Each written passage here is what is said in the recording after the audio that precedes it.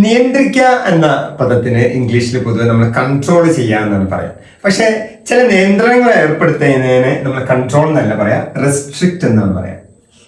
Restrict എന്ന് പറയാം, നിയന്ത്രണം ഏർപ്പെടുത്തുക.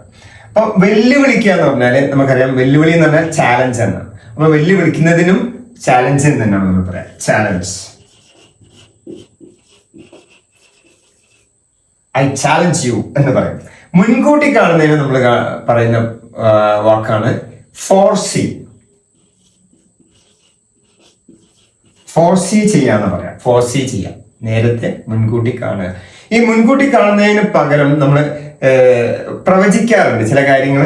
നമ്മൾ പ്രവചിക്കുന്നതിനെ പ്രെഡിക്റ്റ് ചെയ്യാന്നാണ് പറയാം, പ്രെഡിക്റ്റ്.